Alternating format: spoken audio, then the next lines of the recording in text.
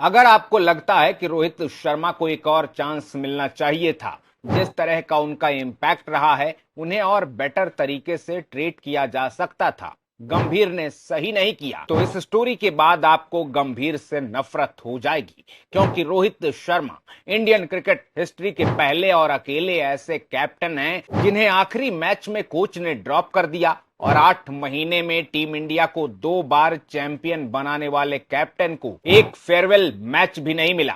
दरअसल ये सवाल बहुत लंबे वक्त से चल रहा है कि सिडनी टेस्ट, जो इफेक्टिवली रोहित का लास्ट टेस्ट मैच था, उसमें रोहित खुद बेंच पर बैठे या गंभीर ने बाहर किया। आप सबको याद होगा जब ये पूरा ड्रामा चला, सिडनी टेस्ट से पहले रोहित की जगह गंभीर प्रेस कॉन्फ्रेंस करने आए, तो उन्होंने रोहित खेलेंगे या नहीं खेलेंगे इस पर बहुत डिप्लोमेटिक सा जवाब दिया। गंभीर ने कहा यह सब मैच के पहले डिसाइड होता है, यानी पहली बार ऐसा हुआ जब कप्तान की जगह कोच ने प्रेस कॉन्फ्रेंस की और कैप्टन प्लेइंग 11 में रहेगा या नहीं, इसका सीधा सा जवाब भी नहीं दिया।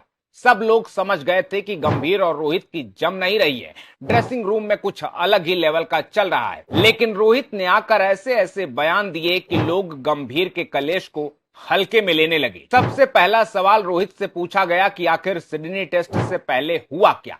बहुत सारी बातें चल रही हैं, आप ही क्लियर कर दीजिए एग्जैक्टली हुआ क्या था।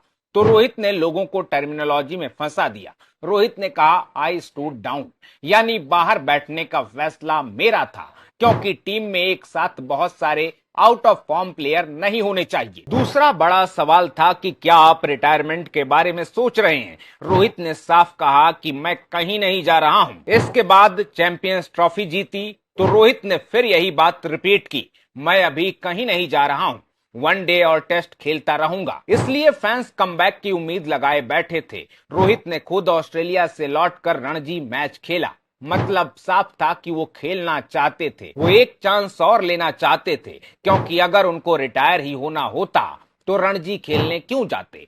ऐसे में रोहित ने अचानक इंग्लैंड सीरीज से पहले अगर रिटायर होने का फैसला किया तो रोहित की दोनों बातें गलत साबित हो गईं, क्योंकि वो खेल रहे हैं इसलिए बोलने से पहले बहुत कुछ सोचना पड़ता है। लेकिन बैकग्राउंड स्टोरी ये है कि टीम इंडिया में चैपल चाचा वाला टाइम चल रहा है। दरअसल ये बात कंफर्म हो चुकी है कि रोहित सिडनी टेस्ट में खुद बाहर नहीं बैठे थे, बल्कि रोहित को बेंच करने का फैसला गौतम गंभीर का था। रोहित ने पूरी कोशिश की कि टीम की कहानी बाहर नहीं जानी चाहिए, ट्रांजिशन फेज में टीम इंडिया के लिए सही नहीं है। लेकिन टीम इंडिया के पूर्व कोच रवि शास्त्री ने सच्चाई सबके सामने रख दी है। दरअसल रवि शास्त्री ने एक आईपीएल मैच के दौरान मुंबई में रोहित शर्मा के साथ बात की। शास्त्री ने कहा मैं अगर गंभीर की जगह होता तो जो सिडनी में हुआ वो कभी नहीं होता। एक कोच के तौर पर मैं किसी कैप्टन को टीम से बाहर रखने का फैसला कभी नहीं कर सकता।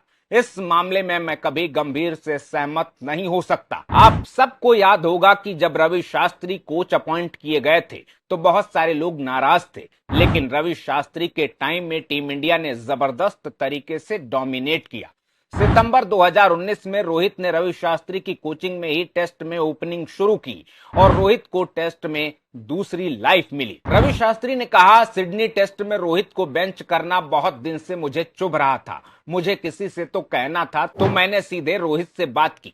कहानी ये नहीं है कि रवि शास्त्री क्या कह रहे हैं, कहानी ये है कि रोहित शर्मा ने इस बात पर कोई सवाल नहीं किया, जिसका सीधा सा मतलब ये है कि गंभीर ने ना सिर्फ सिडनी टेस्ट में रोहित को ड्रॉप किया बल्कि आगे कंसिडर करने से भी इनकार कर दिया। अब इसका मतलब ये नहीं है कि रोहित पूरी तरह झूठ बोल रहे थे या सिर्फ पर्दा डालने की कोशिश हो रही थी। इनसाइड स्टोरी ये है कि रोहित ने टीम मैनेजमेंट से कहा था अगर आपको लगता है कि मुझे बाहर रहना चाहिए तो आप गिल को खिला लीजिए, टीम का फायदा होता है तो मैं बेंच पर बैठने को तैयार हूं। और रोहित के इसी इमोशनल स्टेटमेंट से गंभीर को मौका मिल गया, क्योंकि गंभीर शुरू से ही चाहते थे कि टीम उनके हिसाब से चलनी चाहिए।